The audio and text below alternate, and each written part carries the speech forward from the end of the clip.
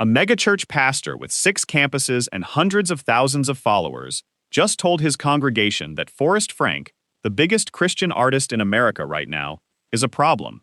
Josh Howerton, senior pastor of Lake Point Church near Dallas, took his son and daughter to a Forrest Frank concert. What he saw afterward led him to go public. He said kids emulate the people they idolize. He said worldliness and godliness don't mix. And he said, in plain terms, that Forrest Frank represents a problem. Now, this was awesome, but dude, can I be honest? As a pastor, I honestly had a little bit of a problem with Forrest. Oh. And dude, I don't like to do this, but I feel like you got to do it. And here was my problem. My problem with Forrest is... He did not say what kind of problem. Not yet. By the end of this video, you'll understand exactly what Howerton meant, and it is probably not what you think. But first, you need to understand who Forrest Frank actually is. Because the story of how a college pop duo from Waco, Texas, turned into the fastest-growing name in Christian music is stranger, messier, and more contested than most fans realize. Stick around, because this one has a twist. This is Anointed TV. Forrest Frank did not grow up unfamiliar with faith. His mother led worship at their local church in Texas. His grandmother wrote children's music. His grandfather, Neil Frank, spent years as director of the National Hurricane Center, a man literally credited with saving lives by tracking storms and issuing evacuation warnings. Faith, service, and creativity were already baked into the family before Forrest ever picked up an instrument. Music production found him in high school after he watched a YouTube video of someone building beats on a small hardware sampler. He saved up, bought his own, and by his own admission, was terrible at first. But he kept at it, a trait he'd later credit as central to his identity as an artist. He calls himself the finisher, someone who sticks with the hard, unglamorous stretch most people quit during. At Baylor University, Forrest joined a fraternity and, by his own account, drifted hard from the faith he was raised in. Freshman year was defined by the party scene. He's since said that period left him feeling hollow, insecure, disconnected, searching for something the parties weren't providing. Then, during his sophomore year, something shifted. On what started as an ordinary evening, Forrest felt an unexplainable pull toward a church he hadn't been attending, Antioch Church in Waco. He walked in mid-service, and by his account, the weight he'd been carrying broke. He dropped to his knees in the middle of the building and rededicated his life to his faith. Days later, on a mission trip, he met the woman who would become his wife. That's the spiritual timeline. But the business timeline was running in parallel, and for years, it had nothing to do with a pulpit. At Baylor, Forrest partnered with fellow student Colin Padalecki to form a chill-pop duo called Surfaces. After graduating in 2017 with a business degree, Forrest didn't quit his day job to chase the dream. He took a corporate role at Abbott Laboratories, first as a sales representative, later as a retail development planner, and moved to Seattle. Surfaces was the side hustle.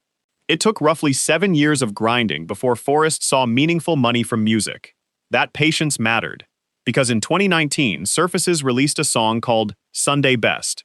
It didn't explode immediately. It built slowly through streaming and social platforms, and by 2020, in the middle of a global pandemic, it had become inescapable. The track peaked at number 19 on the Billboard Hot 100 and went platinum. Suddenly, Surfaces wasn't a side project. They were touring bigger rooms, fielding offers from A-list artists, watching their income and their audience multiply. By every conventional measure, Forrest had made it. And that's exactly when, in his own words, he started hearing something else. A persistent, uncomfortable no. No to a song. No to a festival. No to opportunities his own team and bandmates were saying yes to in the same group chat. He's described it as agonizing, because his no wasn't just his own. It affected the income and momentum of people he loved. There's also a strange, harder-to-verify story from this Seattle period. Forrest has said he felt directed to let his car run out of gas in the middle of a long bridge, forcing him to walk over an hour to find help. An encounter he says ended with him building a relationship with a stranger whose life was changed by it. Whatever you make of that account, it's part of how Forrest frames his own spiritual formation heading into the decision that came next. In 2021, at 26 years old, Forrest stepped back from touring with Surfaces entirely. During what Forrest calls his retirement from music, He wasn't chasing a comeback. He was becoming a father, rebuilding his life around his faith, and, by his own account, wrestling with something surprisingly specific: guilt about profiting from worship. He said for years he didn't feel right turning something meant to be pure between a person and God into a paycheck.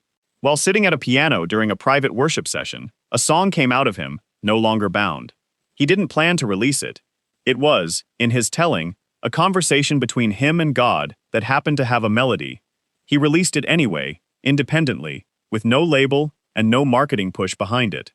It went viral across multiple countries and became one of the defining Christian songs of that year. For Forrest, that response settled the internal argument. He returned to music, but this time as an explicitly Christian artist. What followed was a run few Christian artists have ever managed. Your Way's Better, released in 2024, spawned a viral dance trend that crossed well outside religious audiences and eventually cracked the Billboard Hot 100, a genuinely rare feat for contemporary Christian music. Good Day had an unusual origin story of its own. Forrest wrote it, sat on it, and only released it after sharing it first with The Treehouse, a private fan community of more than 6,000 members he runs on an app called Grouped. They convinced him it needed to reach everyone. It became one of his signature hits and picked up Dove Award recognition and a Grammy nomination. Then came the album, Child of God, released in 2024, featured recorded testimony from Forrest's own grandfather, and doubled as a chronicle of his journey out of the mainstream and back into faith. It debuted at #1 on the Billboard Christian Albums chart and stayed there for 35 straight weeks, the best-selling Christian album of the year. A sequel, Child of God 2, followed in May 2025, hitting #1 on Christian charts and #12 on the all-genre Billboard 200, with a crossover feature from country star Thomas Rhett. By the end of 2024, the industry had run out of ways to ignore him. Billboard named him Top New Christian Artist. The GMA Dove Awards named him New Artist of the Year. Then, in the summer of 2025, a skateboarding accident fractured his spine in multiple places. From a hospital bed, he wrote and recorded God's Got My Back.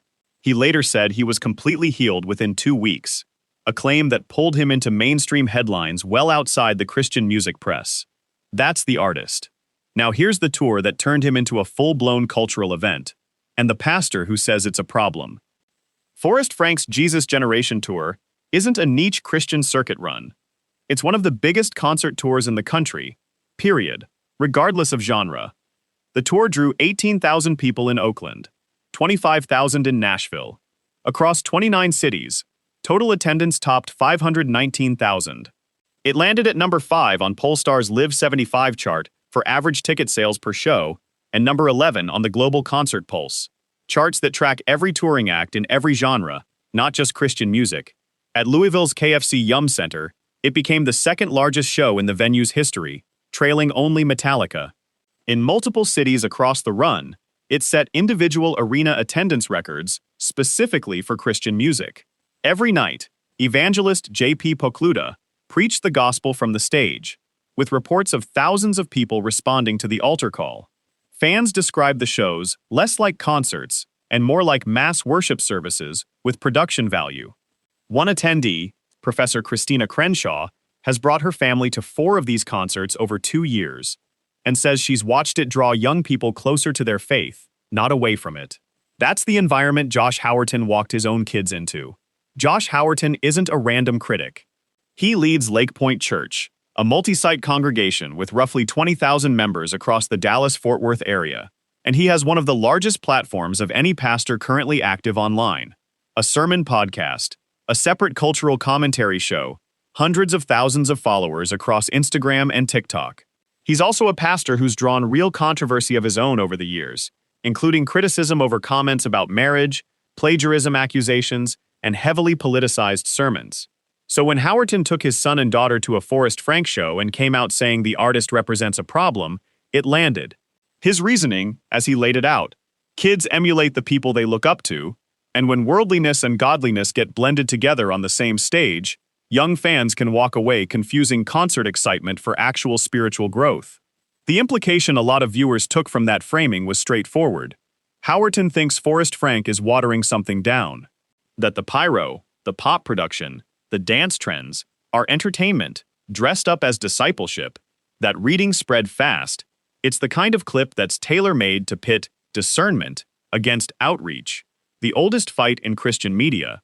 Except that's not actually what Howerton was saying. Now, this was awesome, but dude, can I be honest? As a pastor, I honestly had a little bit of a problem with Forrest. And dude, I don't like to do this, but I feel like you got to do it. And here was my problem. My problem with Forrest is that man is a problem for the kingdom of hell. Listen, dude, listen, I'd have a little drama there. That dude is a problem for hell. This kid gets up. He's not a kid. He's a man of God. So he gets up. This no mistake, even with all of the lights and the music, concert like tonight this is all about Jesus. We're going to be tuning our hearts to him. We're going to be lifting up his name and giving him glory. He deserves all the glory, all the praise. And even now, I just want to invite his presence. So, Jesus, you're so welcome here. Praise welcomes the Holy Spirit. All the kids are going nuts. So listen, dude, number one, he starts the concert honoring parents. The first thing he does is shout out who are the parents in the room who brought their kids, and he's cheering the parents. Wow. Number two, like his only concert I've ever seen, it's like wall to wall kids that are 7, and then I'm 2 rows behind grandparents with their grandkids, all stinking so worshiping Jesus. Everybody's going nuts. He's honoring the grandparents. He's treating children as blessings. The dude's young dad. He's got whole songs about how awesome it is to be a dad. You just saw it. Guys giving glory to Christ the entire stinking concert, kneeling in front of a cross on the stage, like glory up, glory up, glory up. Listen, they call it a concert. It's not a concert.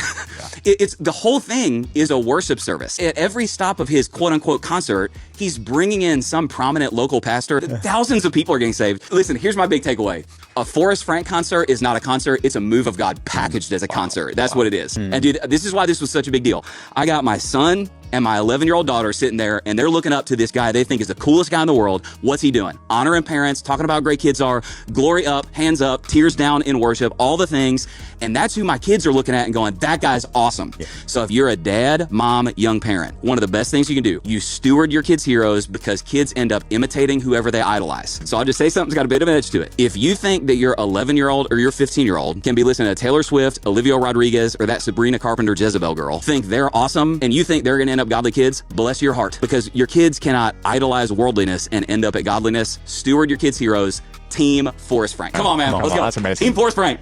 When Howerton called Forrest Frank a problem, he wasn't warning parents to stay away from him.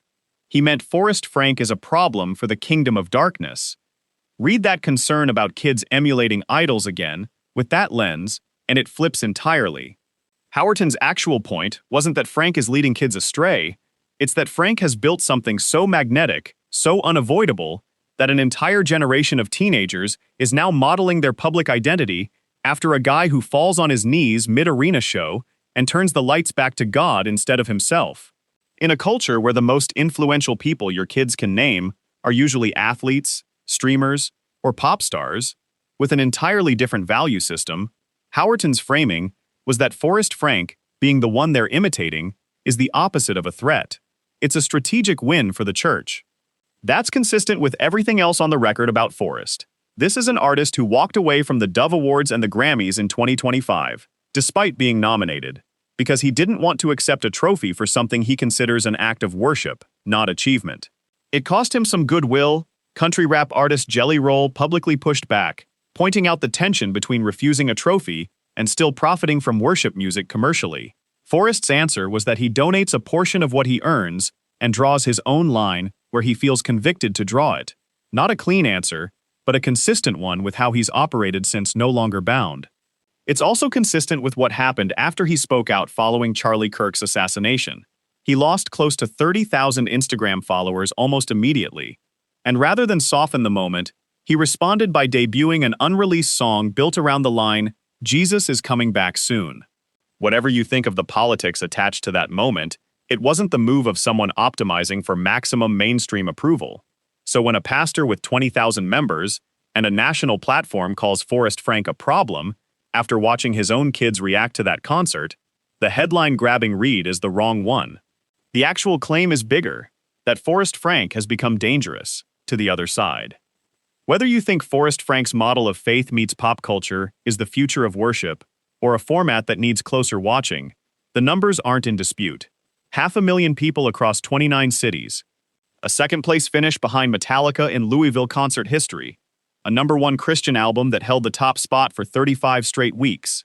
And now, a megachurch pastor publicly framing him not as a threat to the church, but as a threat to whatever's working against it. That's the making of a problem, just not the kind you were expecting. If you want us to dig into any of the specific moments referenced here, the Dove Awards walkout, the Charlie Kirk fallout, or the Jesus Generation tour itself, drop it in the comments and we'll build the next episode around it. This has been Anointed TV.